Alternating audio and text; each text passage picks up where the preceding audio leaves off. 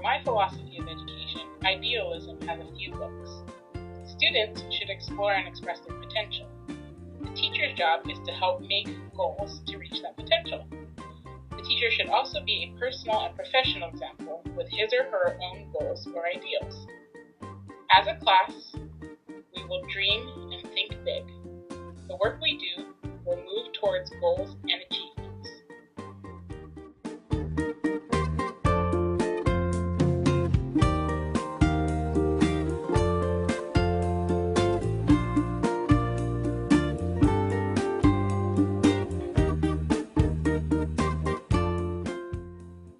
When thinking about idealism, I would hope that in an English classroom, we as a class could break down the philosophy into words.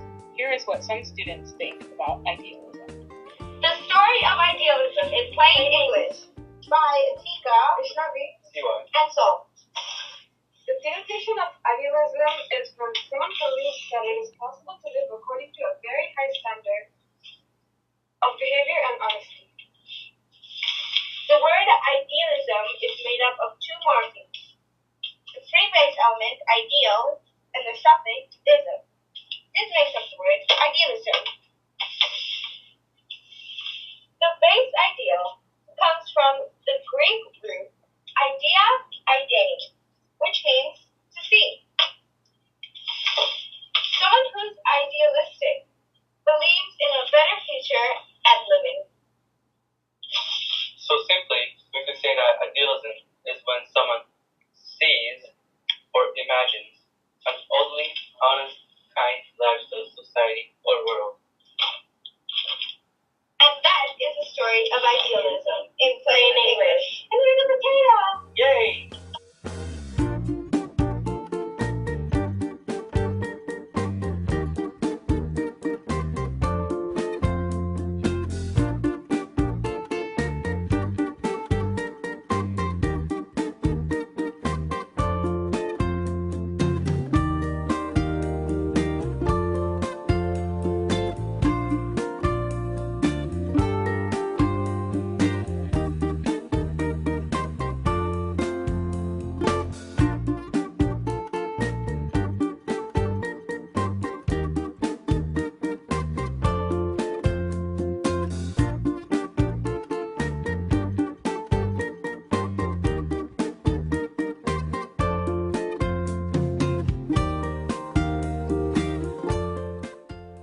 It looks as if there were a single ultimate goal for mankind, a far goal toward which all persons strive.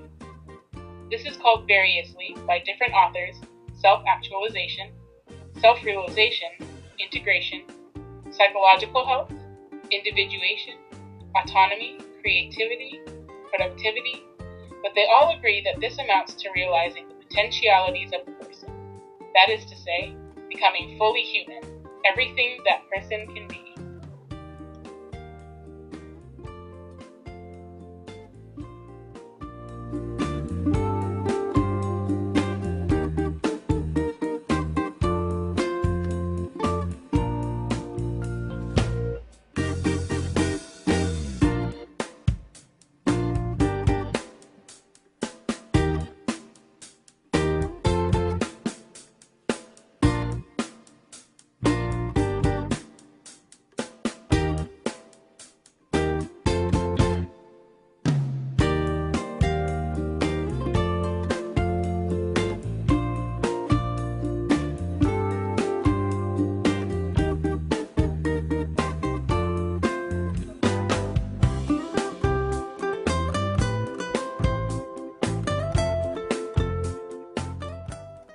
When thinking about how to facilitate a sense of responsibility in my students, I like to think about how creativity and modern society can affect the context of my students' lives.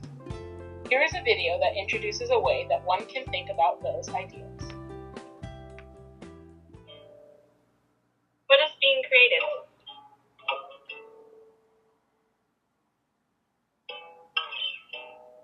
Creativity is no longer a word reserved for the musician or the artist. It's something you can find in anyone. It's the ability and the urge to make something of value. It can be big. It can be small.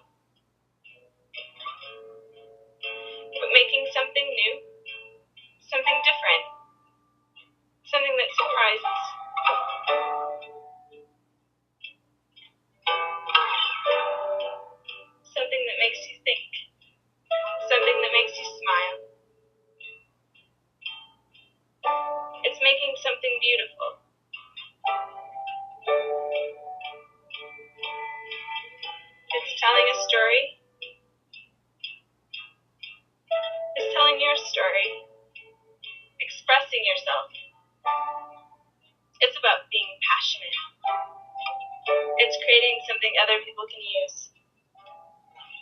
Sharing your creativity. It's about realizing that there isn't always a right or a wrong way of doing things. There's not always the correct answer, only the answers that we create. What's common for creativity is that it comes from inspiration. Inspiration found in the world we live in, and in the people we live with. It's found when we share with them, building on what's given from the diversity of people's thoughts and perspectives. So try and drop the assumptions that you know how to do things and already know the solution. Stray away from the direct path. Take risks. Don't be afraid to make mistakes, because it's only from the mistakes that we learn, and it's from the mistakes that the really interesting things happen. We may not always create or invent, but we always learn when we try.